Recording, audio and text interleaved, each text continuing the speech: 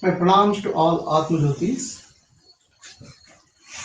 Let us contemplate on good merit and bad merit, or Papa and Punya.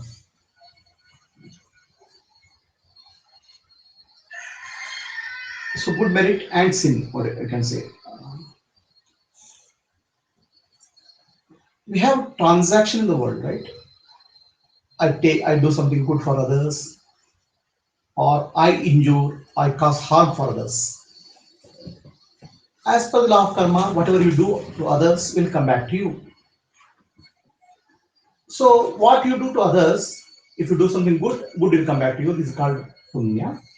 And if you do some harm to others, injure others, then something will come back to you. This is what is called papa, sin. Okay. So this is in the transaction of the world. It is not just other being. It can be animals, it can be plants, it can be anything. Okay. Any living being.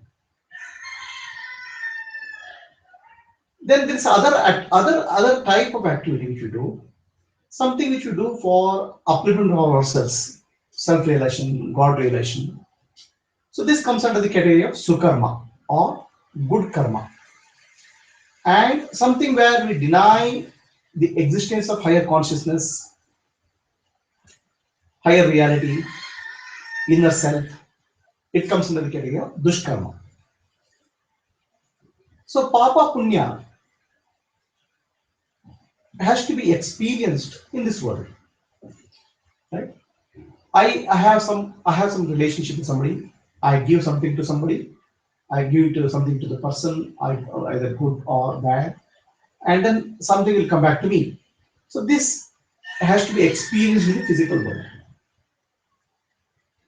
Okay, so this will require a repeated amount of births to settle the transaction.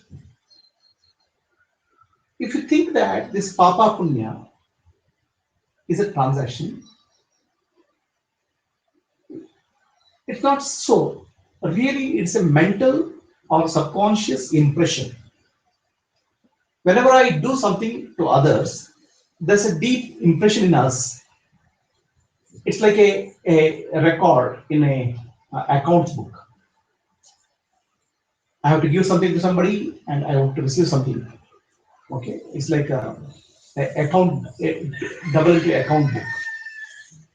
Something receivable and something to be given, or you call debit and credit. It's equivalent of that. This type of entry is there in our subconscious impressions, and this is actually what we call as a papa punya. So this entry is what makes us uh, take repeated births to settle the account. I remember a story from one of the popular authors. Okay, he's one of the popular authors who has written a book on past lives and future lives.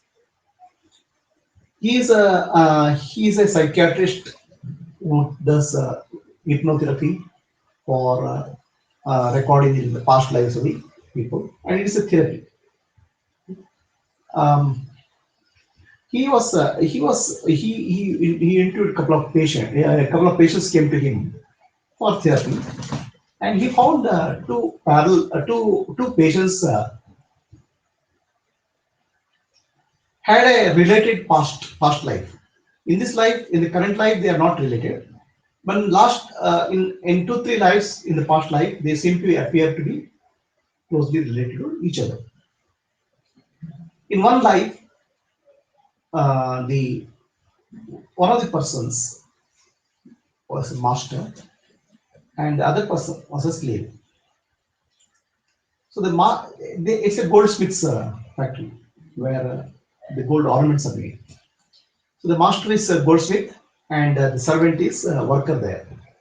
So the master ties up the servant with a chain so that he doesn't run away anywhere with gold, and puts a lot of pressure on the servant to complete the work as fast as possible.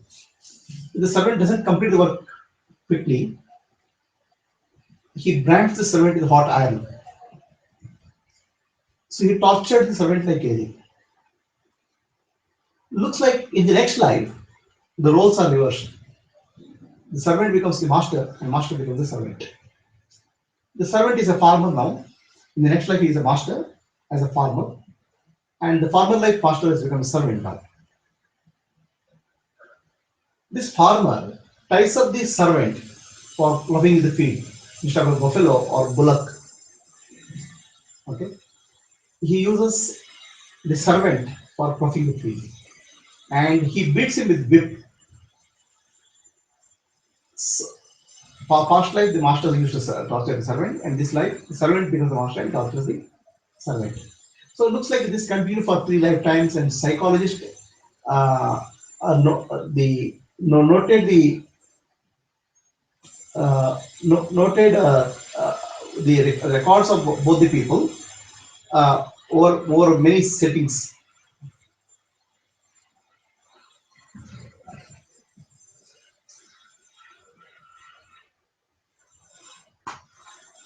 And he found this similarity to persist. It took some 3 to 4 lifetimes for these two patients, two people, to get over their what we call as the karmic debt. Okay, it's like a debt. I give something to you, you give me something back. So this is what we call as papa and punya. Whereas Sukarma and Dushkarma is what you do any sadhana, spiritual sadhana, seva, selfless service for your upliftment. So this is not a debt to somebody. This is just you have to you have to it will only uplift. It will help you to uplift, right? And there is another kind of work which you do, a dharmic acts. It's not generally for one person, but you do as a part of your dharma or your essential duty. So these dharmic acts will qualify for heaven, uh, the joys of the heaven. And joys of the heaven are temporary. And after experiencing the heaven, you have to come back.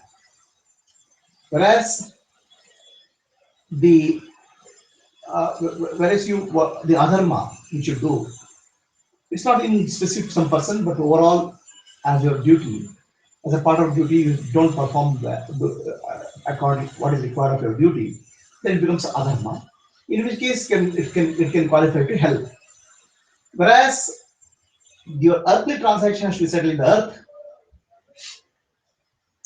the dharma and adharma has to be transacted, has to be completed in the heaven and hell.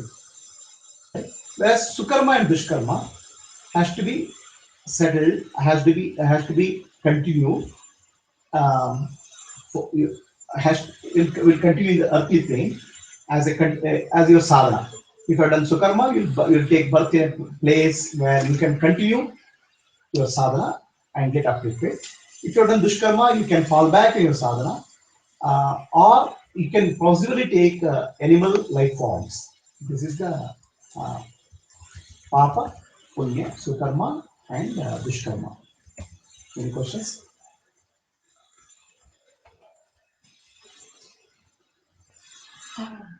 Supposing I'm doing service to somebody. So you are saying I'm getting punya. Is it, am I receiving punya or settling my account? Maybe they have done something good to me. No. Service means actually when you say service, service can be two types, right? Service with the desire, something has to come back to me. Okay. Service which is desireless, nishkama, kamya karma and nishkama karma. Kamya means with the desire, nishkama means without desire. So if you do kamya karma with the desire, something will come back to you. So when you are doing something to somebody with a desire, so then it leaves the impression in you. And then it's a good karma. Yeah, it's a good karma. No. But if it's done as nishkama, then it becomes sukarma. If it is done as a nishkama, as a service for your upliftment, then it becomes sukarma. No, I'm saying if I'm doing some seva to somebody, if it's somebody, my relative or somebody, why will I get good karma if I'm just, settling the account with them? They have done to me in some of my past lives, and I'm just returning it back. So there is no good karma there. That's possible, but then we don't know whether it's settling or returning back. We don't know. Yeah. All right, settling or returning back. See, we can only tell with reference to you. Mm. If you get something which is not expected, Mm. it's only some good karma is coming back to you. Okay. Okay. If you are getting something which is not expected, uh, uh, a painful or sorrowful event, then it's not bad karma coming back to you. So we can with reference to you, Mhm. with reference to other person also, it's same thing. So then when you are doing something to somebody, Mm. if there is a expectation of return, that means you are again when initiating a karmic chain.